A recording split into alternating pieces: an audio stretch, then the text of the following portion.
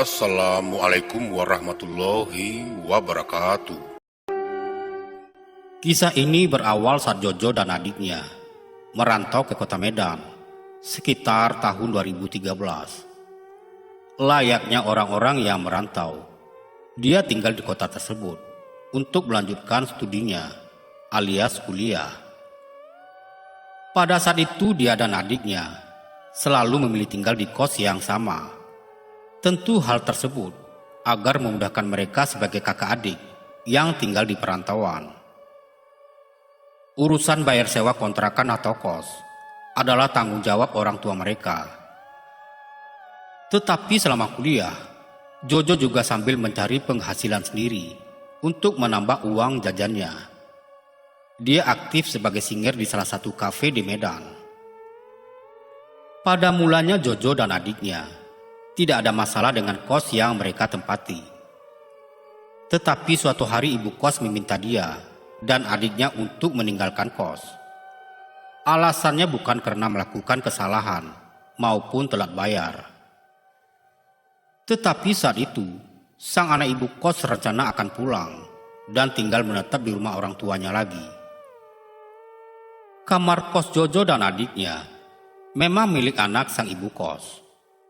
Jadi mau tidak mau, mereka berdua harus pergi dari kos tersebut dan mencari kosan yang baru. Waktu yang diberikan ibu kos untuk Jojo dan adiknya pindah adalah 2 hari.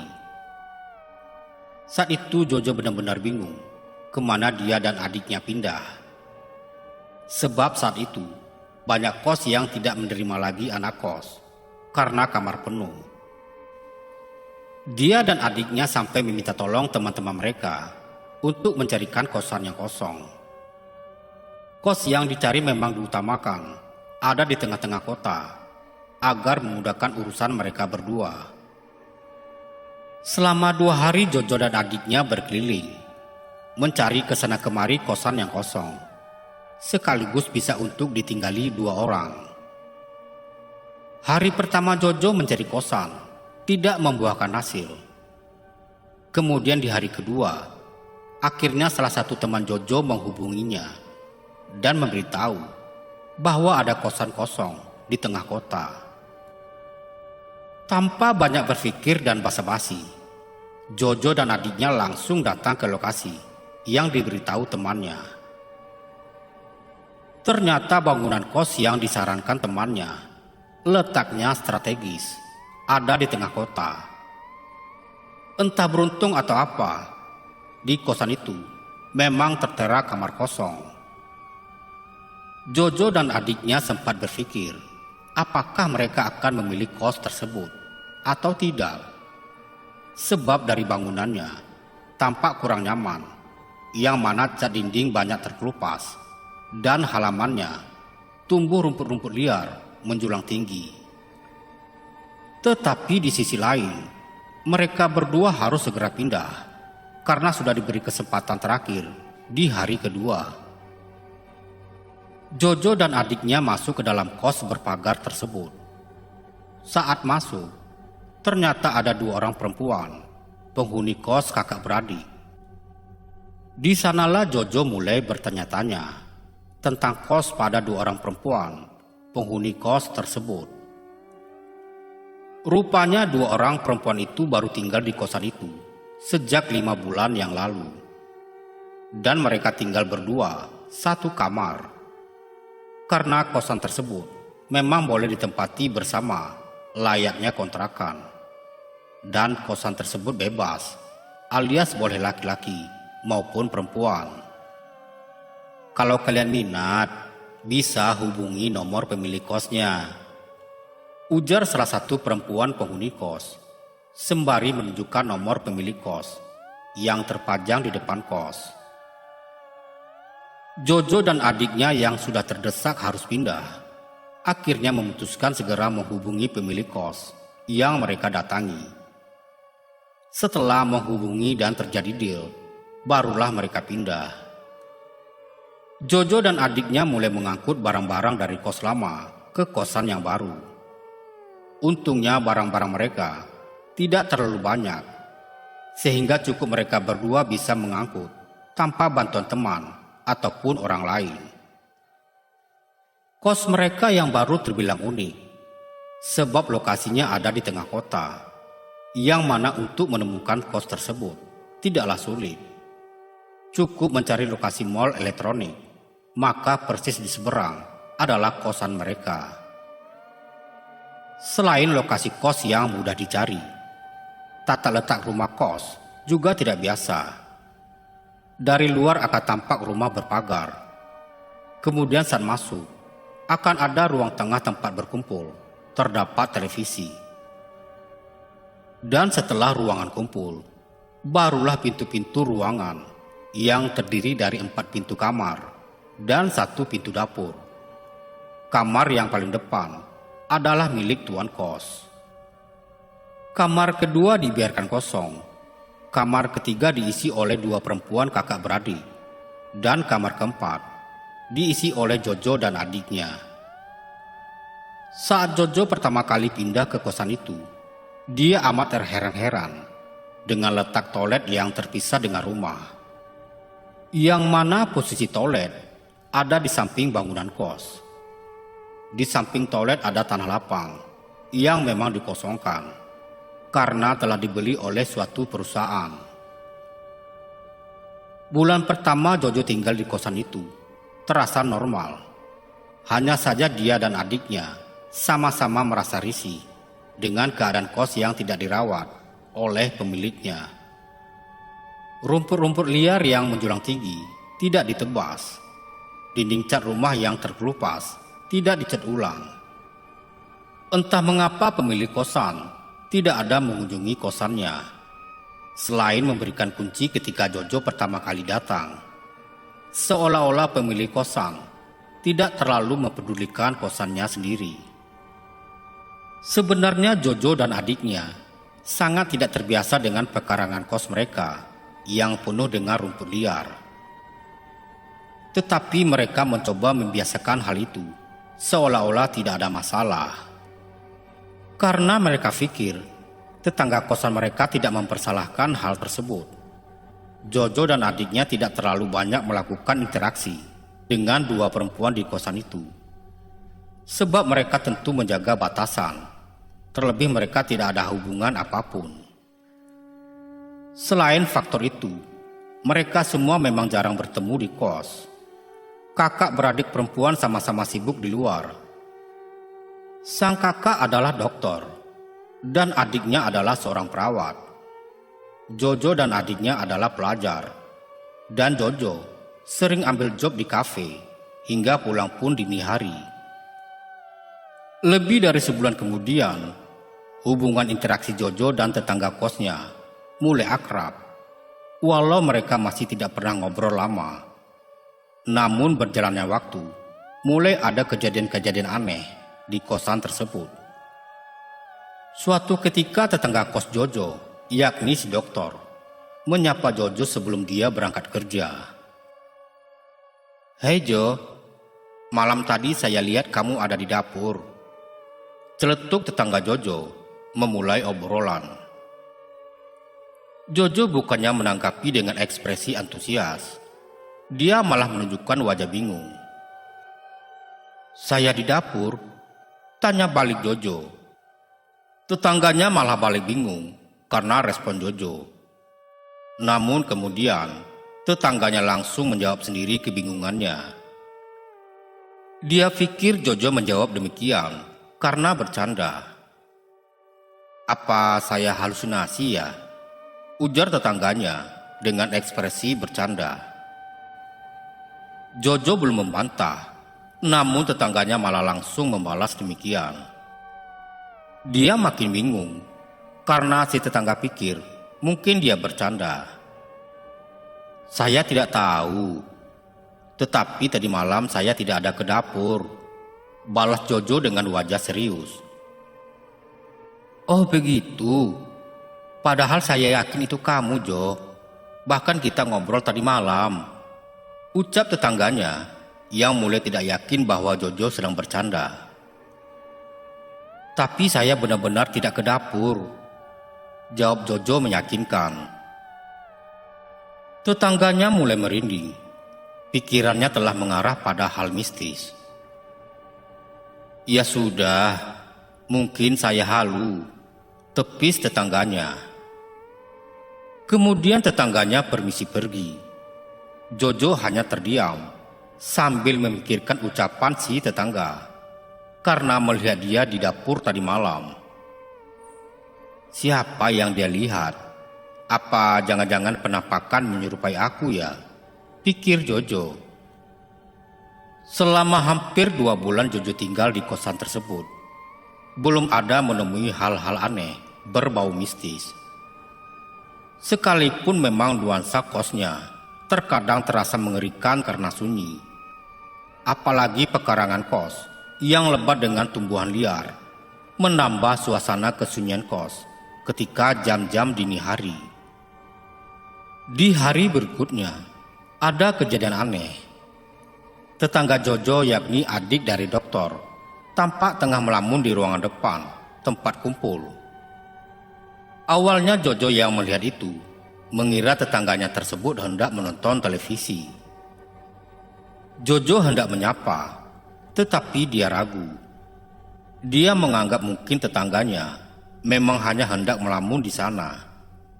Kemudian dia masuk kamar, mengabaikan apa yang dia lihat. Beberapa saat kemudian Jojo keluar kamar lagi. Dia menoleh ke arah ruang kumpul, dan betapa bingungnya dia. Ternyata tetangganya itu masih melamun di sana sendirian. Lah, kok si mbaknya masih di sana ya? Ada apaan sih? Melamunnya kok lama banget? Celetuk Jojo dalam hati. Suatu hari Jojo mengobrol dengan tetangganya yang perawat.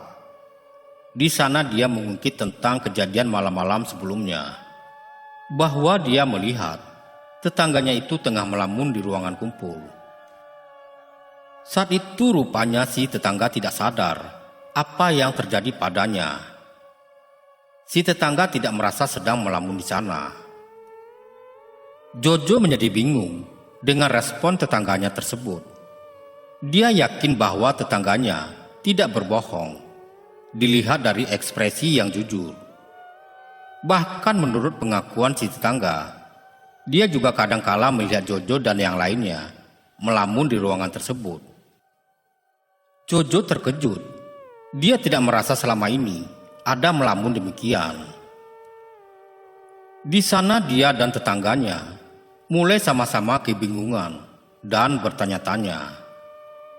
Mereka tidak tahu apa yang sebenarnya terjadi pada mereka semua. Mengapa di antara mereka saling melihat ada yang melamun di dekat televisi ruangan kumpul? Makin lama Jojo tinggal di kosan tersebut, makin ada saja hal-hal aneh yang terjadi. Di saat bulan ketiga Jojo dan adiknya tinggal di sana, mereka mulai akrab bertetangga. Kadangkala mereka justru saling mengobrol. Biasanya mereka akan berkumpul di kosan pada saat jam pagi hari sebelum berangkat keluar, atau jam malam ketika semuanya pulang.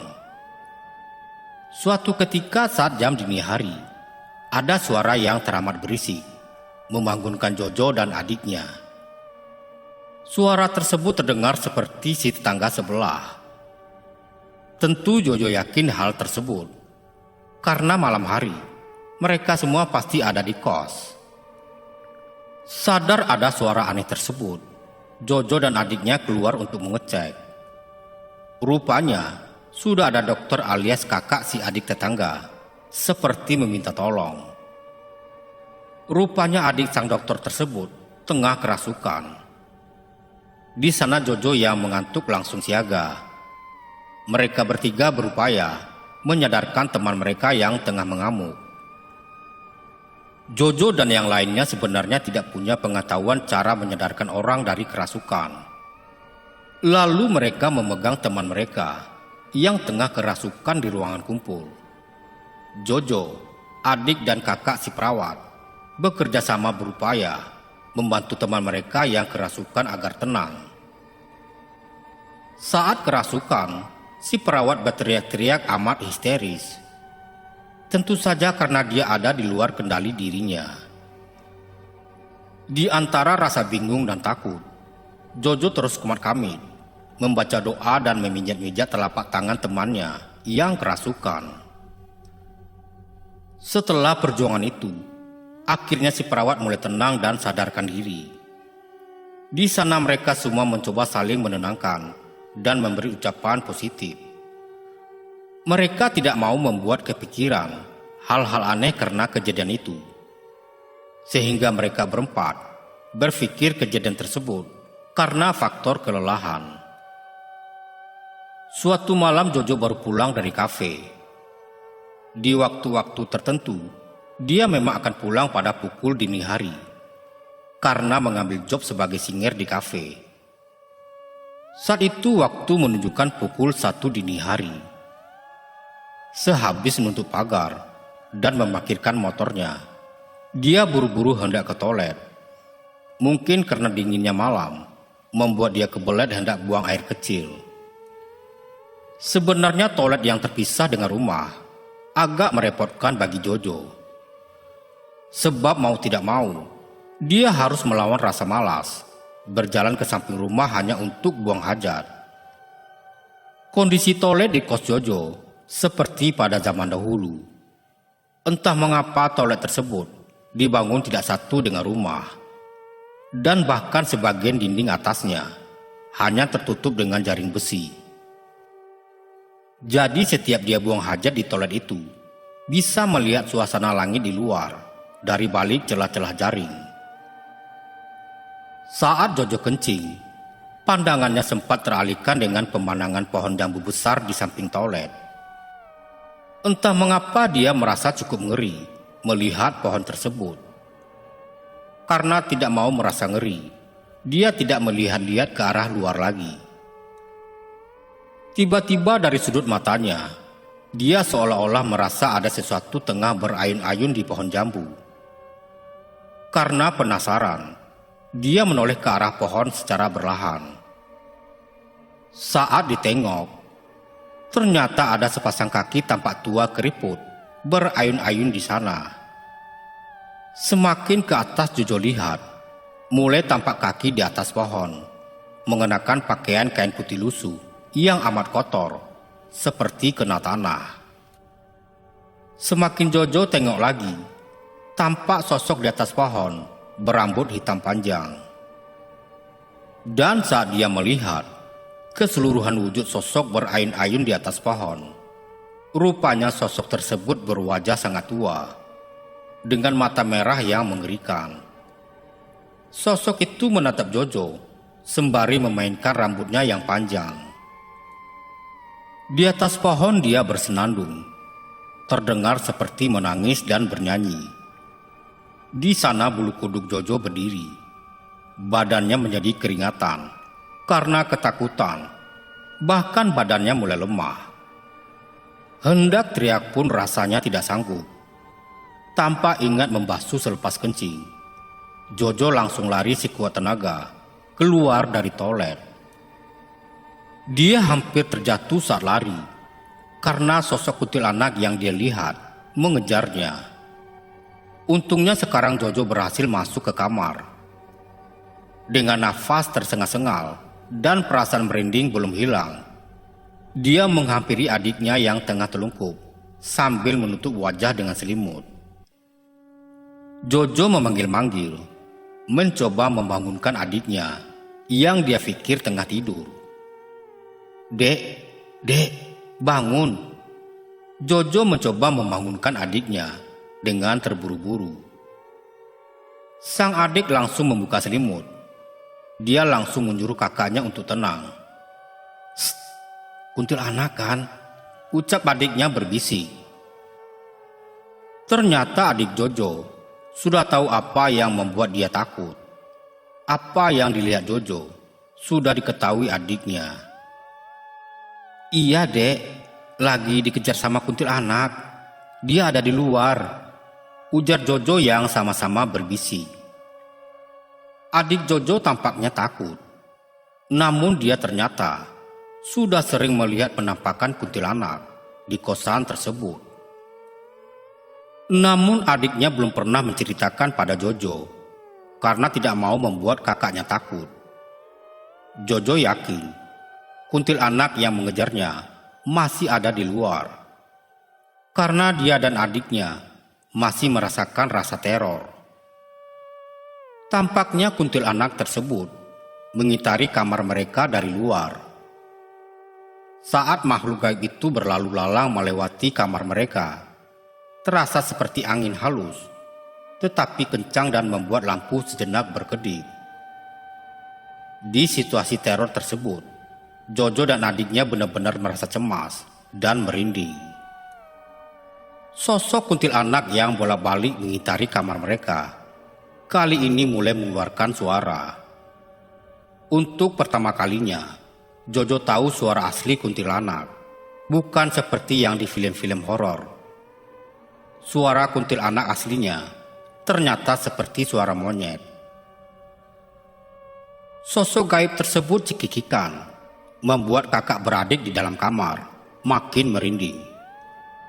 Terdengar suara kuntilanak tersebut sangat nyaring, layaknya seperti lengkingan monyet yang pasti membuat telinga kaget. Beberapa saat setelah kuntilanak tersebut mengeluarkan suara nyaring, tiba-tiba suasana mulai hening. Jojo tersadar dari kegelisahan dan yakin sepertinya sosok gaib itu telah pergi. Keesokan harinya, Jojo yang penasaran dan tidak dapat melupakan kejadian malam saat dia dikejar-kejar oleh sosok kuntilanak. Dia mulai mengobrol dengan tetangga sekitar kos yang kebetulan saat itu berpapasan dengannya di depan kos. "Pak, tadi malam ada dengar suara nyaring banget enggak?" tanya Jojo pada salah satu warga sekitar. Dari respon bapak yang ditanya Jojo, sepertinya beliau tidak tahu apa-apa. "Suara apa ya? Saya tidak mendengar ada yang nyaring. Mungkin saya sudah tidur pulas," jawab bapak tetangga kos. "Oke deh pak, saya kira bapak bakal dengar. Makasih ya pak," ujar Jojo dengan sopan, memutuskan obrolan.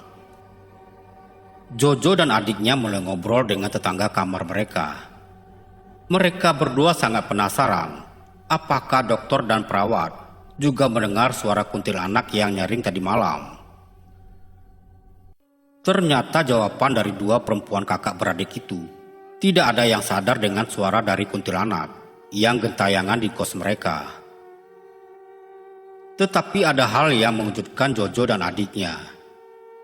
Kakak beradik perempuan tersebut ternyata sudah lama tahu bahwa di kosan mereka sering ada penampakan. Jojo terdiam mengetahui kenyataan bahwa selama ini dua perempuan tetangganya tidak menceritakan keangkeran kosan tersebut sejak dari awal mereka masuk. "Kenapa kalian gak bilang dari awal kalau tempat ini berhantu? Dan kalau kalian tahu kosan ini berhantu, kenapa tidak pindah saja?"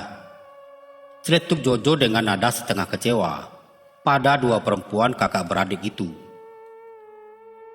"Sebenarnya kami tidak mau membuat kalian takut.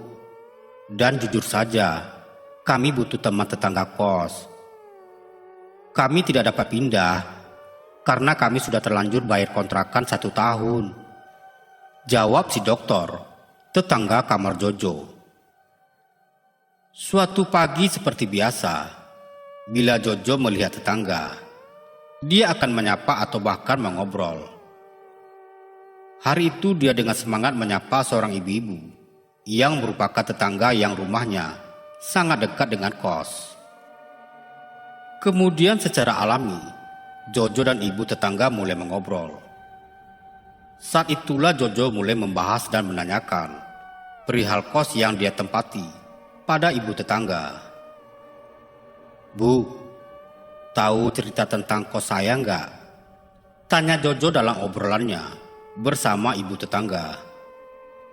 Si ibu tetangga tampak dengan santai dan sukarela memberitahu yang dia tahu pada Jojo. "Kamu tahu, di sana dulu ada kebakaran. Tempatnya di samping rumah kos itu. Dahulunya ada sebuah rumah gubuk milik sepasang suami istri yang sudah tua.